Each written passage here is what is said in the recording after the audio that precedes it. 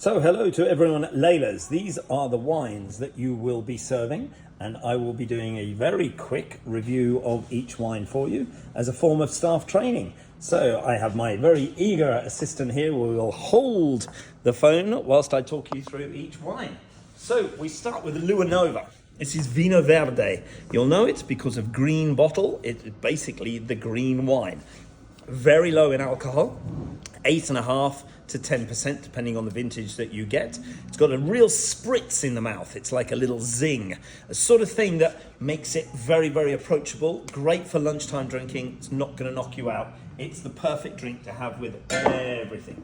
Pinot Grigio. This is the Colline San Giorgio. This is your great Pinot Grigio. It is not cut. It's pure Pinot Grigio. It's from the Della Venezia area, so it's the best growing area for Pinot Grigio within Italy. It's got a slight nutty flavor, very grapey. Anyone who likes Pinot will love this particular wine. This will be one of your big, big selling wines. Picpoul de Pinet. Picpoul is the grape variety. Pinet is the area in France that it comes from, right down in the south of France. Big tall bottle. You'll know it's good for shellfish because it has lots of pictures of shellfish on the label. Very good indication for you. Slight more minerality to this particular wine. A little bit of a saline, a salty characteristic because it's very close to the sea. The air breezes come in and they drop the rain and that gets absorbed by the soil, which what makes it a little bit like that. New Zealand Sauvignon Blanc. This is your Marlborough Sauvignon Blanc. This is Kokako, which is the noise apparently this particular bird in New Zealand makes. Expect lots of grapefruits, lots of gooseberry, lots of elderflower, lychee, passion fruit, all sorts of tropical fruits that come through with this. Great with any spice in food because it really elevates the spice. Wonderful with fish as well. Baron de Borzac. This is Viognier, not Viognier, it's Viognier. This is the phonetics for pronouncing it. It's from the south of France, the Pays d'Oc. It's a real stone fruit characteristic flavour wine. Think apricots, peaches, things like that. Again, really good with fish, but also because it's got a slightly oily texture, it makes it very good with creamy dishes like a cream chicken dish. Sancerre. This is one of your top most expensive whites. Sancerre is the area in France. It's the style of wine. It always uses Sauvignon Blanc. Very, very different to the New Zealand Sauvignon Blanc. This one is a lot more austere. It's got a lot of limes, it's got a lot of lemons, and it's got a very subtle grassy characteristic. It's much, much more intense in terms of the flavor in the mouth. Toast and Honey. This is your Chardonnay. This particular one is from Lodi in California, one of the best growing areas in California. Toast and Honey just basically describes the feel and the textures you're going to get in your mouth. It is an oak Chardonnay, so that gives it the toasty characteristic. And the honey is because it's got a lovely pineapple background that mixes and works with that toast, makes it very easy to drink. Ombrellino. This is your Pinot Grigio blush. Always Pinot Grigio starts off with a green grape, but as it gets more and more into the actual season, it develops a tan and some freckles. And this is where you get the blush color, because all grapes, when they're pressed, will give a clear fluid. The color comes from the skin contact. This one is about 2 hours skin contact. Pescadero Point. This is your white Zinfandel. The first one, the Ombrellino, much drier. This one is much, much sweeter. Lower in alcohol again, 8% in volume. This is Californian. Those people who like a sweeter Zinfandel, that is for them. Running through the reds. Crescendo Merlot. This is from Italy. Lots of light, plummy characteristics. Very, very soft cherry.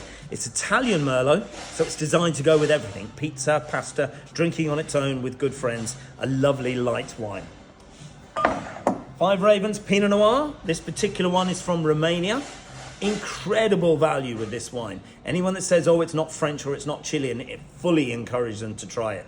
It is incredible in terms of its soft cherry, sour cherry characteristic flavors, but very light in tannins. Tannin is the heavier, richer flavor that some people go in the mouth. That is not prevalent with this wine. Oltrapiano. This is your Primitivo.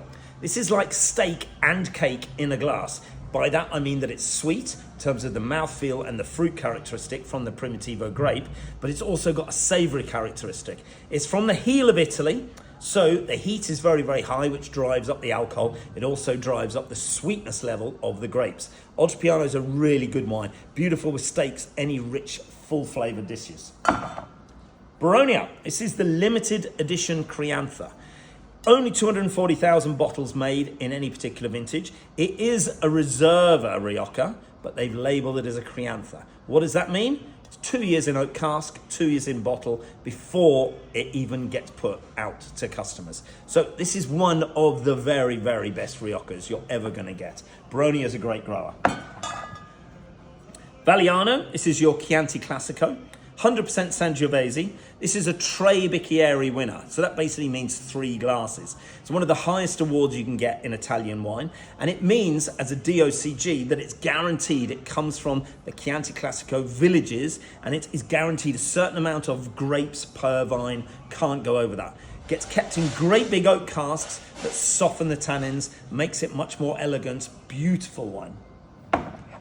Jos Cellars, this is your Cabernet Paso Robles. This is Californian Cab. Think big, muscular, amazing Cabernet. So you've got lots of blackberry, lots of cassis. It's the sort of thing, again, it's going to go very, very well with steaks. It does need a little bit of time, so open it, encourage the customers just to leave it, not to taste it straight away.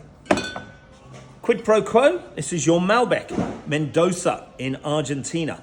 Big, bold, sexy, intense style of wine. Very silky, very supple, very, very easy to drink considering it is such a big, bold Malbec. Think of all of the blackcurrant, the cassis flavors that you would want. That's what this gives. Sacred Promise Shiraz. This is from Australia. Big difference with this, lots of spice, lots of power, lots of intensity in terms of the mouthfeel as well. It is higher in alcohol at 14%. It is going to be very, very heavy in terms of the mouthfeel. Again, a lovely big steak wine.